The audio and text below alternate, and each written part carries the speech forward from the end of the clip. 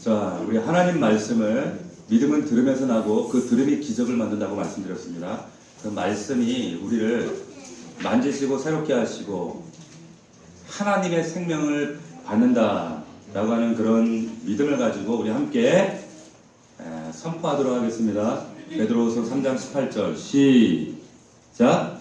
오직 우리 주 곧 구주 예수 그리스도의 은혜와 그를 아는 지식에서 자라라. 영광이 이제와 영원한 날까지 그에게 있을지어다. 아멘. 우리 다시 한번 고백해 봅시다. 시작. 오직 우리 주 곧 구주 예수 그리스도의 은혜와 그를 아는 지식에서 자라가라. 영광이 이제와 영원한 날까지 그에게 있을지어다. 아멘. 자, 자라가라 이와 같은 제목으로 하나님 말씀 은혜를 나누도록 하겠습니다. 자라가라 이 말은 다른 표현을 빌리자면 성장하라 이런 말이죠. 성장은 믿음과 관련된 말입니다. 지난주 우리 말씀을 함께 나눴는데 잠시 우리 복습을 해보면 성경에서 말하는 믿음, 우리가 그렇게 자주 말하는 믿음, 세상 사람들도 똑같은 발음이지만 말하는 그 믿음, 성경에서 말하는 믿음과는 다르다는 거죠. 이 믿음은 성경에서만 말하는 아주 독특한 관용 어구다 이런 말씀을 드렸어요. 그래서 고대 헬라어 가운데 이 피스티오, 이 믿음이라고 하는 단어는 반드시 전치사와 함께 나온다고 말씀드렸어요. 이 말은 그 뒤에 뭐 믿음의 내용이 중요한 것이 아니라 중요한 것은 목적어, 대상이 중요하다 이런 말씀을 드렸어요. 그리고 이 믿음을 위해서 항상 세 가지를 점검해야 된다. 첫 번째가 뭐냐? 이 믿음이 믿음되게 하기 위해서 말씀, 진리, 그 내용이 반드시 있어야 한다. 이 믿음에는 내용이 있어야 된다. 두 번째, 뭐가 있어야 된다 그랬어요, 제가? 대상이 있어야 돼요. 세상 종교는 대상이 없어요. 우리는 믿음에 대상이 있어요. 그분과의 관계 안에서 어떤 거래 관계가 아니라 사랑의 관계 안에. 그래서 믿음의 내용 그리고 믿음에 대한 대상이 있다. 마지막 뭐였어요? 결과가 있어야 돼요. 믿음에 반드시 결과가 있지 않으면 우리가 믿는 모든 말씀, 대상은 다 가짜일 수밖에 없는 겁니다. 자, 그래서 내용, 대상, 결과가 있다. 이것이 믿음이다 말씀드렸습니다. 오늘은 이 믿음이 그러면 그 믿음이 어떻게 자라나게 되는가? 자라가라 어려운 말로 하면 성장하라 이 말이죠. 자, 여러분 성장하지 않으면 좀 걱정이 되죠.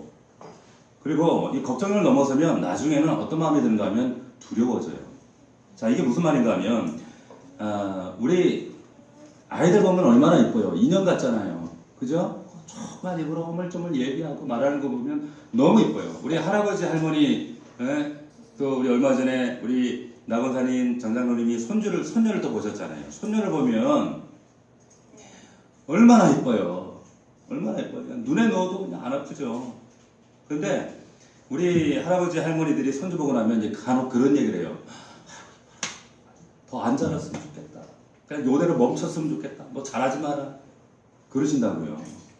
그런데 여러분 한번 생각해 보세요. 만약에 정말 안 자라면 어떻게 돼요? 그런데 정말로 그 이쁜 애들이 안 자라면 어떻게 돼요? 처음에는 염려돼요. 그런데 나중에는 얘가 먹을 걸 먹고 왜 안 자라나? 왜 키가 안 크나? 말이 왜 이렇게 느린가? 왜 못 걷나?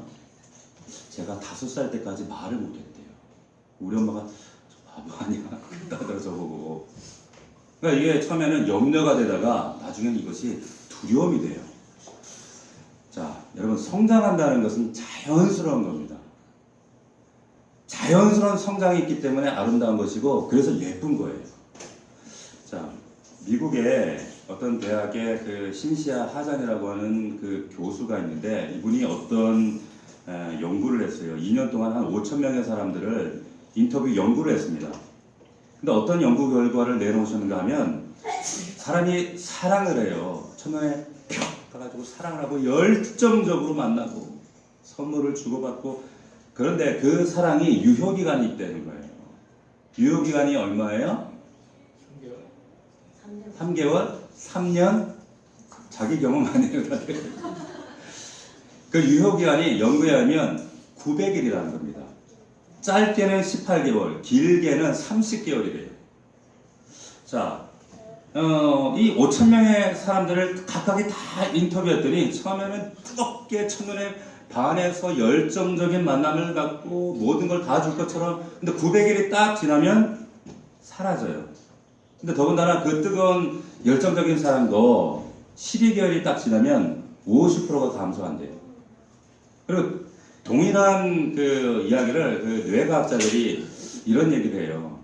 그 사람을 사랑하게 될 때 나오는 그 호르몬이 도파민이라는 게 있어요. 근데 이 도파민을 관장하는 곳이 어딘가 하면 이 뇌의 가장 깊은 곳 기저에 보면 그 미상핵이라는 곳이 있습니다. 그 미상핵이 이 도파민을 분출하고 관장을 하는데 이 도파민이 나오면 사랑할 때 항상해져요.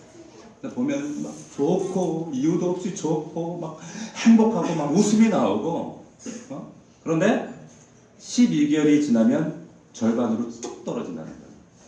그리고 900일이 되면 어떻게 돼요? 사라져요. 자, 이 도파민이 그리고 이 사랑의 감정이 완전히 사라지게 된다는 거죠. 그러면 이런 생각을 해볼 수가 있어요. 그러니까 세상 사람들 우리가 일반적으로 얘기하는 것처럼 정말 사랑은 변하는 건가? 그렇다면 어차피 변하는 게 사랑이니까 굳이 사랑해야 되나? 사람도 변하고 에휴, 그냥 포기하고 살아야만 되나? 근데 이 연구 결과가 재미있어요. 자, 그게 뭔가 하면 이 열정적인 사랑이 유효기간이 900일이다. 도파민도 나중에 사라진다. 이 연구 인터뷰 내용이 이걸 말하려고 하는 것이 아니라, 이게 중요한 것이 아니라, 중요한 건 이거예요. 어떻게 하면 그러면 이 사랑이 유지되는가? 어떻게 하면 그 뜨거운 사랑이 유지되는가라고 하는 거예요. 말해줄까요, 말까요? 네? 말해줘요? 자, 보세요. 잘 들어보세요. 이 인터뷰의 내용의 결과가 뭐냐면, 사람이 변하지 않으면 사랑이 식는데요. 사람이 변하지 않으면 사랑도 식는데요. 자, 반대로 사람이 변하면 사랑이 변하지 않는다는 거예요. 자, 재밌지 않습니까? 여러분 잘 보세요. 처음에 첫눈에 뿅 반했어요. 막 열정적으로 처음에는 너무 마음에 들었는데 그 사람이 처음 만났을 그 모습 그대로 변하지 않으면 시간이 갈수록 사랑이 식는다는 거예요. 그리고 나중에는 그 사랑이 미움으로 바뀌어요. 시간이 지나면 지날수록 그 사랑은 온데간데 없고 미움이 늘어난다는 거예요. 자, 정반대로 처음엔 너무 좋았어요. 이 사람과 함께 사귀면서. 근데 이 사람이 조금씩 달라져요. 변해요. 성장해요. 그러면 그 사람과의 관계 속에서 새로운 사랑의 내용이 생겨서 그 사랑이 변하지 않는다는 거예요. 동일하게 신앙생활도 마찬가지입니다. 자, 좀 재밌는 얘기를 해드리면, 요즘에는 그 군대 갈 때, 요즘에는 그런 애들도 없더라고. 군대 갈 때 남자들이 그런 얘기 하잖아요. 고무신 거꾸로 신지 마. 오빠 갔다 올게. 그리고 또 지고지순한 그 연료들이 오빠 갔다 올 때까지 절대 안 바꿔 신을게. 이런단 말이에요. 갔다 왔더니 진짜 안 바꿔 신고 다 지켜. 근데 문제는 남자들이 군화를 바꿔 신더라고. 남자들이 바꿔 신어요, 요즘에는? 근데 여러분, 그 대학교에서 막 캠퍼스 커플 이성 교제를 하잖아요. 이성 교제를 하는데 보통 여자들이 이제 군대 갔다 올 때쯤 되면 이제 졸업을 하고 취업을 한단 말이에요. 취업을 하고 직장 생활을 딱 하다 보면 뭐가 보여요? 다른 남자들이 보이기 시작해요. 학교에서 그렇게 멋있게 보였던 오빠가 어느 날 꼴보기 싫어져. 볼품이 없어져요. 자, 제가 왜 이 얘기를 드린가 하면 여러분 변하지 않으면 사랑이 변해요. 그 뜨거웠던 사랑이 식어버려요. 그런데 조금씩 변해가면 달라지면 성장하면 새로워지는 거예요. 자, 우리가 아이들 키우면서도 우리가 그런 경험을 하지 않았습니까? 여러분 처음에 예뻤지만 그 모습이 그대로 있어요. 그 이쁜 애들이 그대로 있어서 그래서 우리가 그 아이들을 이뻐하는 게 아니거든요. 자고 일어났더니 어머 어제하고 또 다르네? 어머 걷네? 어메 이제 뛰네? 자, 그 작은 변화들이 우리에게 사랑을 가져다 주는 거예요. 제가 왜 이 얘기를 하는가? 예수님께서도 이 땅에 성육신하셔서 인간의 몸을 입으시고 예수님은 사람으로 이 땅에 오셨어요. 그런데 누가복음 2장 52절에 보면 그 하나님이신 예수님도 자라셨대요. 키가 자라고 지혜가 자라셨대요. 자, 사람은 여러분 곤충처럼 변태를 하지 않습니다. 우리 옛날에 과학 시간에 곤충이 어떻게 자라요? 그래프 보면 어떻게 해요? 계단식으로 자라요. 유충, 번데기, 성충. 사람은 이런 식으로 자라지 않습니다. 충분한 과정과 훈련과 연단을 통해서 자라가요. 자, 누가복음 2장 52절을 보면 예수님이 키가 자랐다, 몸이 자랐고 또 지혜가 자랐다. 말하는 것과 깨닫는 것과 생각하는 것이 자라가면서 사람들에게 그리고 하나님에게 사랑스러워 가셨다, 자라갔다고 말씀하세요. 자, 물론 이 말씀을 누가가 하고 있을 때 이 말씀은 우리가 예전에 사무엘상 말씀을 나누었을 때 이야기 언급을 했습니다만 이 말씀은 사무엘상 2장의 사무엘에 관한 언급이었어요. 한번 들어보세요. 아이 사무엘이 점점 자라매 여호와와 사람들에게 은총을 더욱 받더라. 은총을 더 받더라. 그랬어요. 사무엘이 그랬듯이 예수님께서도 어려서부터 키와 지혜가 자라가면서 하나님과 사람들에게 사랑스러워갔다, 자라가셨다 기록하고 있어요. 저와 여러분도 똑같죠. 그런데 예수님하고 여러분과 우리가 다른 게 있어요. 그게 뭔가 예수님은 키와 지혜가 자라가면서 하나님께 그리고 사람들에게 사랑을 받으셨을 뿐 아니라 그리고 더 나아가서 하나님을 사랑하는 자리로 그리고 수많은 우리 같은 정말 이 땅의 사람들을 사랑할 수 있는 그런 성품으로 자라가셨어요. 믿습니까? 자, 그런데 오늘 베드로후서를 보니까 베드로가 뭐라고 말씀하고 있는가 하면 이미 우리는 사랑을 받았다는 거예요. 그래서 그 전반부에 보면 사랑하는 자들아, 사랑하는 자들아, 이 말은 이미 우리는 사랑을 받았다는 거예요. 그래서 우리가 잘 성장해가는 것도 중요하지만 이 예수 그리스도 이 사랑을 덧입어서 하나님의 사랑으로 그 이웃을 사랑하는 그 자리까지 자라가야 한다. 이렇게 말씀하고 있는 거예요. 베드로서 3장 18절을 보게 되면 우리가 그리스도 안에서 성장할 수 있는 두 가지 비밀이 담겨 있는데 그게 뭔가 하면 그리스도 은혜 안에서 자라가게 되고 두 번째는 그리스도를 아는 지식에서 우리를 자라가게 한다는 거예요. 자, 그래서 오늘 이 주제 말씀을 가지고 세 가지 정도로 요약해서 말씀을 전하려고 합니다. 첫 번째는 뭐냐면 그렇다면 대체 뭐가 자라는 건가? 뭐가 성장인가? 아쉽게도 우리는 더 이상 자라지 않습니다. 아이들 빼고 그렇죠? 오히려 키가 줄어요. 옆으로는 자라는데 위로는 안 자란단 말이에요. 키가 조금씩 줄어가요. 그런데 대체 뭘 보고 우리 보고 자라라고 하시는 말씀인가? 예수님처럼 누가복음 2장 52절의 말씀대로 키는 자라지 않지만 지혜가 자라가야 돼요. 그러면 지혜가 뭔가? 성경에서 말하는 지혜는 두 가지입니다. 첫 번째는 말하는 것, 두 번째는 깨닫는 거예요. 그리스도 안에서 성경에서 말하는 지혜, 그리스도인들이 자라간다라고 하는 것은 이 지혜는 자라가야 하는데 먼저 말하는 것 그리고 깨닫는 것, 생각이 자라간다는 거예요. 고린도전서 13장 11절입니다. 한번 찾아봅시다.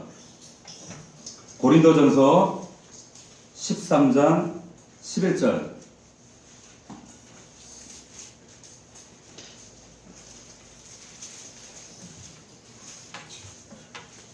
279면 평상시에 성경을 좀 읽으시는 분들은 잘 찾죠. 뭔 말인지 아시겠죠? 자, 13장 11절입니다. 같이 읽습니다. 시작.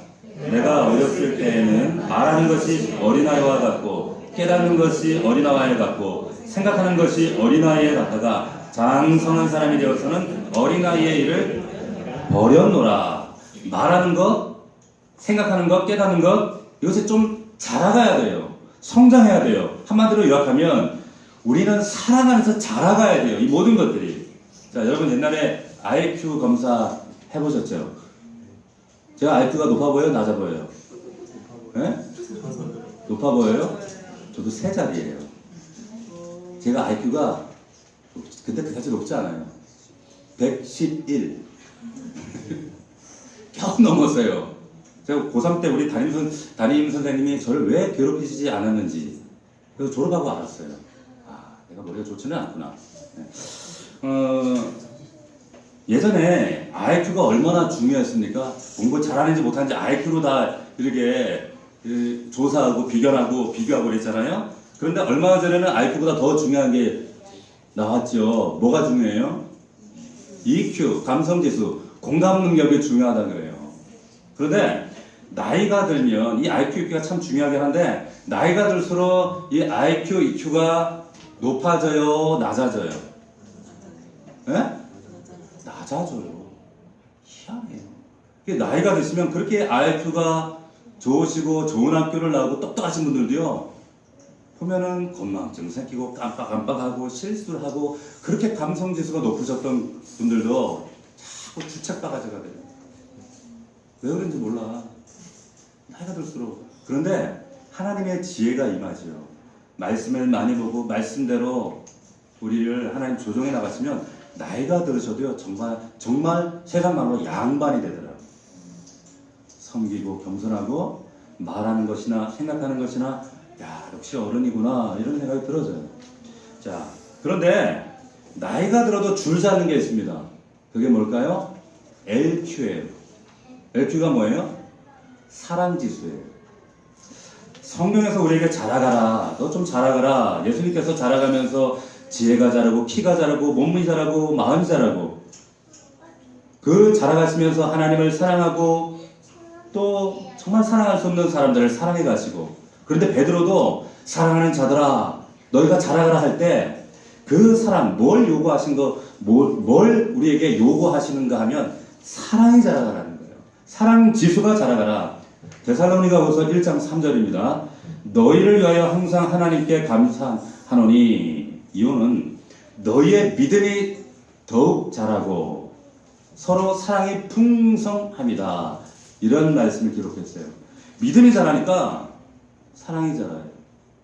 바울이 데살로니가 교회를 가만히 보니까 너무 고마운 거예요. 믿음이 아름답게 자라는데 자라는 건 당연한 거 아니에요? 그런데도 불구하고 너무 감사하고 고마운 건 뭐냐? 믿음이 자라면서 사랑이 자라더라는 거예요. 너무 기특해요. 너무 아름다운 거예요. 그 사랑이 풍성하게 자라는 것을 보면서 야, 이 성장하는 것이 너무 당연하지만 난 너무 감사하다. 이런 이야기를 하고 있는 겁니다. 시편 5장 7절을 보게 되면 오직 나는 주의 풍성한 사랑을 힘입어 그 주님의 사랑을 힘입어 주의 집에 성전에 들어가 경외함으로 예배한다. 여러분 우리가 신앙생활 하면서 어떻게 더 예배를 사모하고 더 기도하고 싶고 더 예배 자리로 나오고 싶고 그게 어떻게 가능한 줄 아세요? 어떻게 가능할까요? 주의 사랑이 그 사랑으로 내가 덧입게 되어지고 사랑이 내 안에 풍성하게 되어지죠. 오지 말라고 해도 와요. 오고 싶어요. 더 기도하고 싶어요. 더 예배 자리에 오고 싶어요. 그게 왜 그래요? 사랑 지수가 높아지면 그렇다는 거예요. 그래서 우리에게 중요한 게 뭐냐? 사랑 지수. 이게 우리의 거룩한 목표가 되어야 됩니다. 그렇게 자라가라 말씀하셨어요. 자, 그런데 자라는 방법이 두 가지가 있어요. 첫 번째가 뭐냐? 그냥 자라는 게 아니에요. 그냥 자라지 않습니다. 사랑이 우리 안에 이 믿음과 사랑 이 은혜가 우리 안에서 어떻게 자라는가? 오늘 본문을 보게 되면 그리스도의 은혜 안에서 자라가라 말씀이에요. 그리스도의 은혜 안에서. 이게 첫 번째입니다. 자, 근데 은혜 안에서 그냥 자라는 게 아니다라는 거죠. 자, 어떻게 자라는가? 은혜를 깨닫는 날부터 자라요. 한번 성경을 찾아봅시다. 골로새서 1장 6절 말씀 찾아봅시다. 골로새서는 저 신약 고린도전서 뒤에 1장 6절 324면 1장 6절의 말씀입니다. 다 찾으셨어요? 합독합니다. 시작. 이 복음이 이미 너희에게 이르매 너희가 듣고 참으로 하나님의 은혜를 깨달은 날부터 너희 중에서와 같이 또한 온 천하에서도 열매를 맺어 자라는도다. 언제부터 자라요? 은혜를 깨달은 날부터. 깨달을 때 자라요. 깨달을 때 자라요. 자, 여러분, 은혜를 깨닫는다. 우리 자녀를 키우다 보면 우리 부모들이 다 알잖아요. 이 자녀들이 이 부모 고마운 줄 몰라요. 당연하다고 여겨요. 그런데 이 철딱선이 없는 이 자녀들이 언제 이 은혜를, 부모의 은혜를 깨닫는가? 언제 깨달아요? 언제 깨달아요? 차이 들면 깨닫잖아요. 우리 엄마 아빠가 나 때문에 이렇게 고생했구나. 이게 어느 순간 은혜가 은혜로 여겨져 은혜를 깨달아요. 그때 바뀌어요. 부부가 얼마나 부부싸움을 많이 합니까? 우리 박 목사는 부부싸움을 할까요? 안 할까요? 근데 신령에서 안 싸울 것 같잖아요. 치열하게 싸워요. 근데 싸우면 항상 하는 주제가 있어요. 뭔지 아세요? 네가 잘났니? 내가 잘났니? 나는 이만큼 양보했는데 너는 얼마나 양보했니? 이거 갖고 싸워요. 네? 그런데 서로 안 알아주는 거거든요. 어느 순간에 언제부터 근데 이것이 깨달아져요. 내 아내가 내 남편이 옆에 있는 것이 얼마나 큰 은혜인가 깨달은 날부터 은혜를 알고 태도와 행동이 달라져요. 자, 바울이 말하는 거예요. 너희가 하나님의 은혜를 깨달은 날부터 너희가 자란다. 은혜를 깨달은 날부터. 고린도서 8장 9절에 보면 이런 말씀이 있습니다. 주 예수 그리스도의 은혜를 너희가 알거니와 그 은혜가 어떤 은혜인가 하면 부유하신 이로써 너희를 위하여 가난하게 되심은 그의 가난함으로 말미암아 너희를 부유하게 하려 하십니다. 주님이 너희 때문에 가난하게 되셨어. 근데 그것이 깨달아질 때 내 심장 안에 부딪힐 때 잘 들어요. 영적으로 깨닫게 돼요. 그 은혜를 알아가는 거예요. 사도 바울이 어떻게 탁월한 사도 바울이 되었는가? 그 비결이 뭔가? 이렇게 고백해요. 나의 나 된 것은 하나님의 은혜로 된 것이다. 이 은혜가 내게 족하도다. 이 은혜가 내게 족하도다. 이는 내 능력이 약한 데서 온전해집니다. 이 은혜가 사도 바울을 만들어요. 이 은혜로 자라게 하신 거예요. 종종 우리가 오해하지 말아야 될 게 뭔가 하면 여러분 어린아이들이 자랄 때 제가 앞서 또 말씀드렸지만 여러분 아이들이 병에 안 걸리면 잘 자라요? 병을 잘 이기면 잘 자라요? 안 걸려서 잘 자라는 게 아니고 잘 이기면 잘 자라요. 우리가 키워봤잖아요. 그죠? 병 안 걸리는 자녀들이 어디 있어요?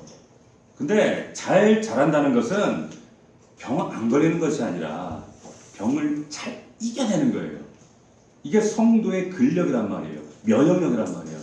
성도들이 하나님이 우리 삶 가운데 고난, 여러 가지 고난을 성도들이 만나요. 만들어가는데 고난 자체, 그 고난 자체가 우리에게 은혜는 아닙니다. 고난 자체가 우리에게 유익은 아니에요. 그런데 그 고난을 우리가 잘 통과할 때 하나님이 그 통과하는 그 순간에 하나님이 은혜를 주셔요. 잘 통과할 수 있도록 그 은혜를 경험할 때 잘하는 거예요. 믿으시길 축원합니다. 이 은혜를 우리가 경험할 때 아주 강건해지는 거예요. 고난이 내게 유익이긴 하지만 고난 자체가 유익은 아니에요.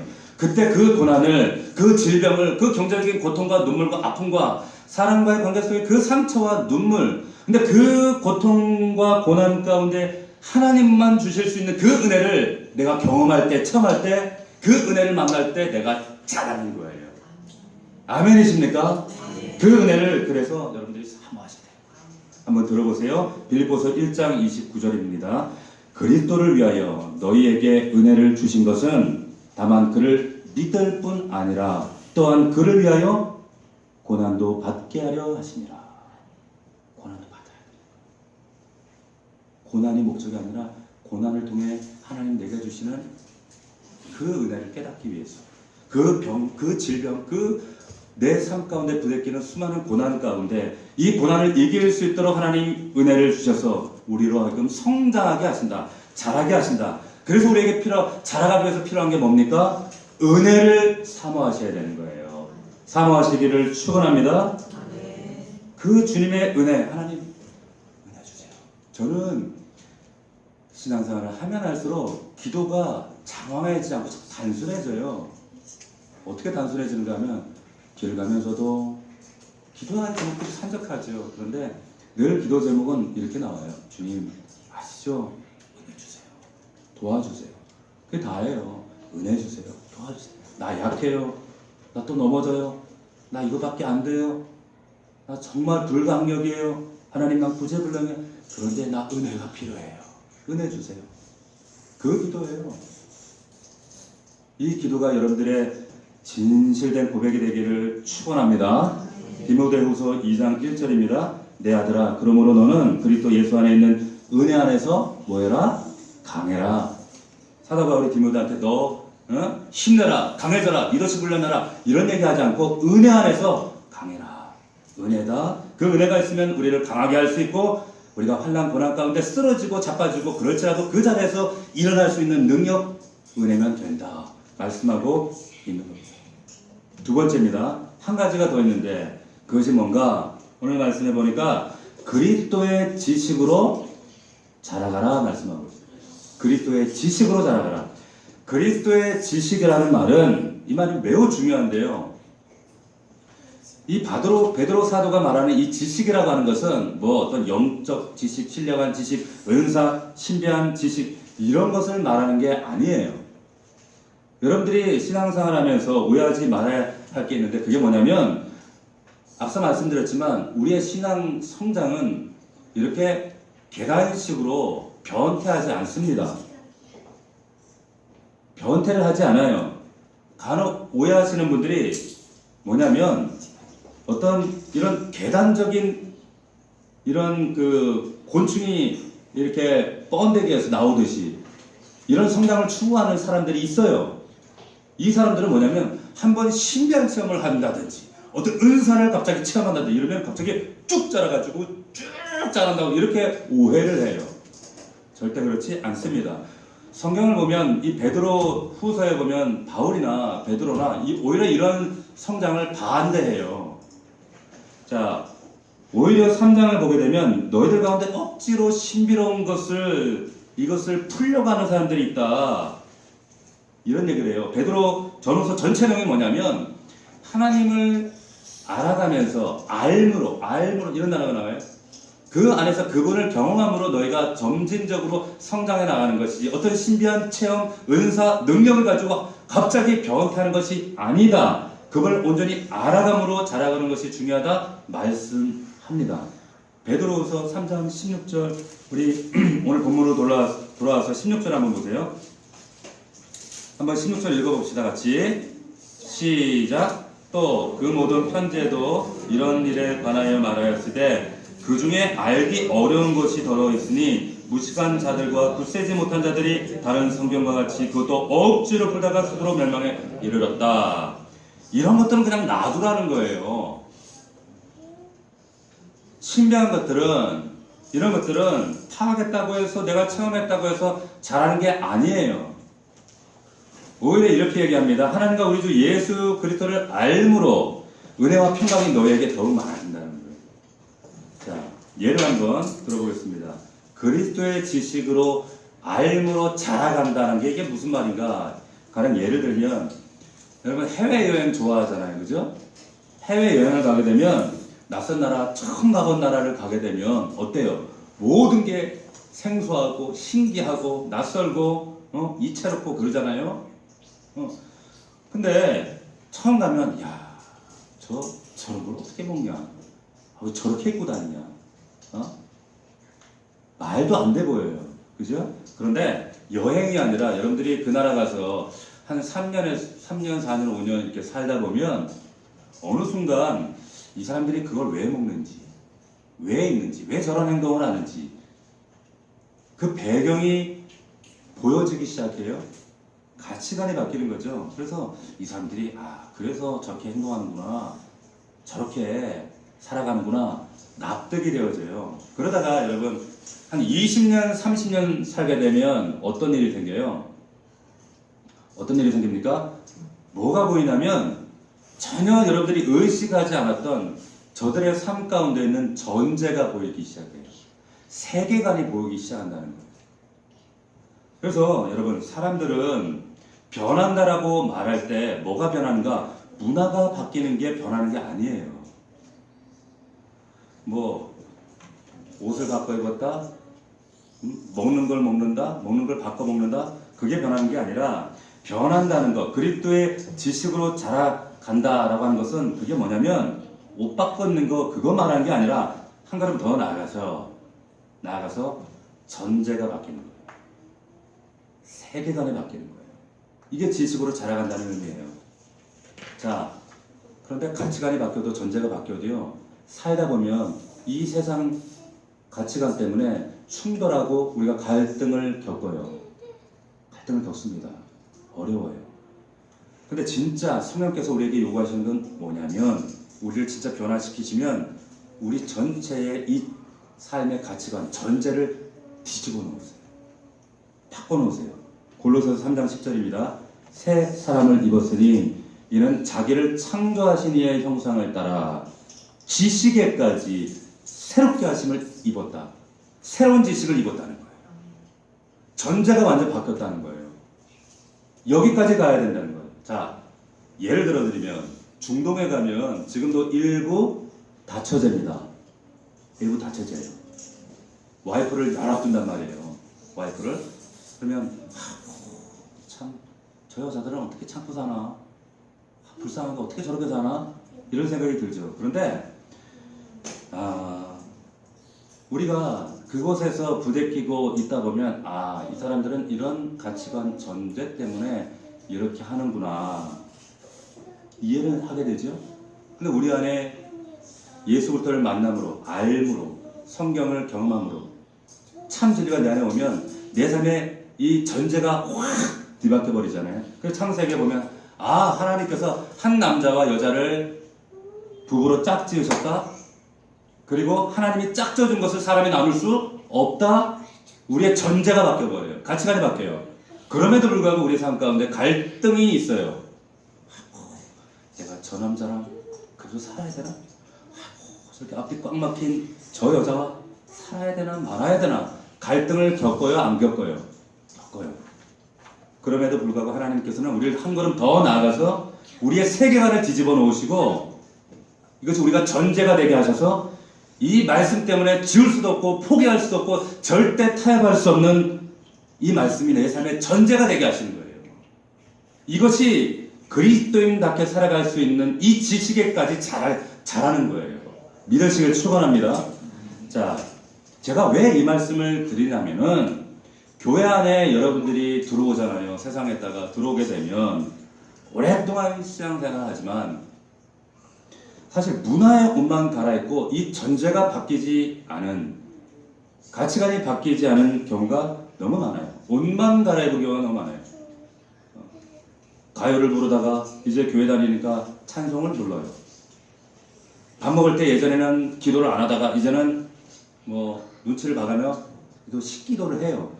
이것은 문화가 바뀐 거지 이것은 가치관이 바뀐 건 아니에요. 신앙에 우리가 조금 자라게 되면 가치관이 바뀌어요. 이 지식이 달라져요.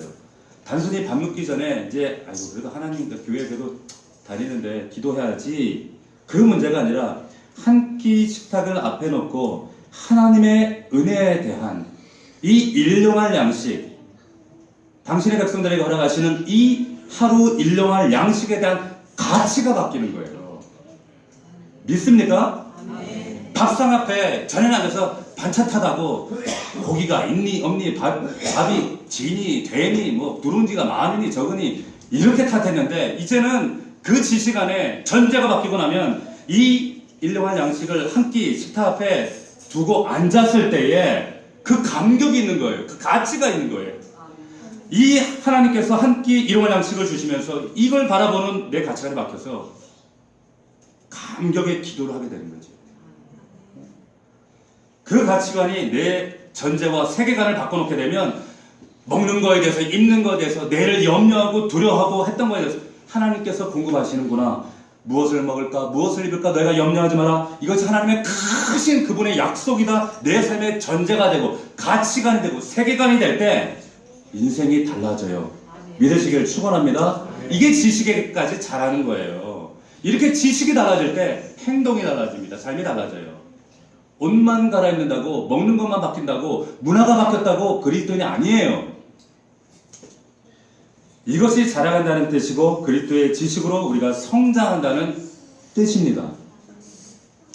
이런 하늘의 신령한 지식으로 자라가는 충만한 저와 여러분들이 될 수 있기를 축원합니다. 말씀을 정리하겠습니다. 자, 결론 뭐 하자는 거예요? 자라가자는 거예요. 믿음이 자라가자는 거예요. 믿음, 소망, 사랑 이거는요 이게 꼭 삼각형처럼 함께 연결되어 있어요. 믿음만 가지 않아요. 믿음이 자라면 사랑하는 자들아 그리스도가 뭔가 지혜가 자라는 것처럼 하나님의 사랑과 이웃에 대한 사랑으로 사랑이 그 믿음의 내용으로 자라게 되어 있어요. 여러분들의 지혜가 자라야 돼요. 지혜는 말하는 것과 깨닫는 것이 성숙해져야 돼요. 달라져야 돼요. 삶의 열매, 결과가 나타나야 되는 거예요. 그냥 자라는 것이 아니라 그리스도의 은혜와 그 그리스도의 지식으로 자라가셔야 됩니다. 그런 저와 여러분들이 될 수 있기를 주님의 이름으로 축원합니다. 아멘. 아멘. 기도하겠습니다. 자, 이 시간 우리 기도에 앞서서 찬양 한번 합시다. 이 찬양 한번 고백했으면 좋겠어요. 우리 마지막에 아까 불렀던 찬양인데 우리에겐 소원이 하나 있네. 주님 다시 오실 그날까지. 여러분 가슴에게 새긴 주의 십자가 사랑 이것이 교회 되게 하고 이것이 하나님 나라를 이루게 합니다. 주의 그 포기와 가난과 허물 이런 것들 통해서 내 믿음이 자라는 거예요. 아버지 하나님 이 고백이 우리의 신앙 고백 되게 하시고 이 고백, 이 말씀이 내 삶의 구체적인 하나님 성숙으로 자라나는 밑거름 되게 하옵소서. 우리의 찬양 고백들과 함께 경단에게 올려드립시다. 우리에겐 소원이 하나 있네. 주님 다시 오실 주님 다시 오실 그날까지 우리 가슴에 새긴 주의 십자가 사랑 나의 교회를 사랑케 하니 주의 교회를 향한 우리의 마음 주의 교회를 향한 우리 마음 희생과 포기와 가난과 아멘. 정말 그렇습니까? 묘수금조차 우리를 막을 수 없는 우리 교회를 이 땅에 교회되게 예배되게 아멘입니까? 우리를 사용하소서. 진정한 부흥의 날 오늘 임하도록 우리를 사용하소서. 다시 한번 합시다. 우리에게 소원이 하나 주님 다시 오실 그날까지 주님 다시 오십니다. 아멘입니까? 우리 가슴에 새긴 주의 십자가 사랑 나의 교회를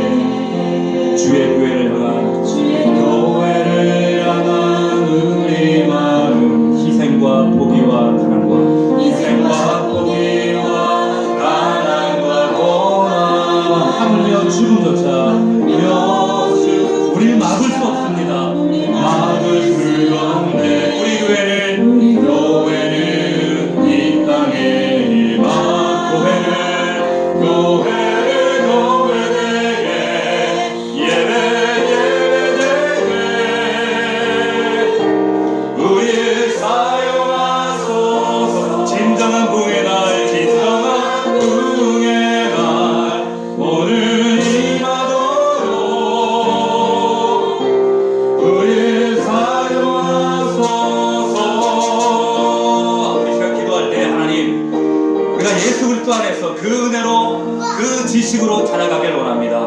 하나님의 말씀으로 그 은혜를 사모합니다. 자라가길 원합니다. 우리의 믿음이 성숙하기 원합니다. 아버지 하나님, 이 믿음의 내용과 대상과 결과가 있는 신앙이 되게 하여 주시옵소서. 하나님 말씀을 말씀대로 그대로 믿고 우리의 삶 가운데 이 말씀이 구체적으로 삶 가운데 가정에 우리 일터에서 재현될 수 있도록 나를 통하여 하나님의 나라가 이루어지며 순종함으로 하나님의 역사가 나타날 수 있도록 주여 역사하여 주시옵소서. 하나님 그렇게 살지 못한 우리의 연약함을 주님 앞에 고백합니다. 주여 나를 붙잡아 주시옵소서. 그런 마음으로 다 함께 결단하며 기도로 나아가겠습니다. 다 함께 기도하겠습니다.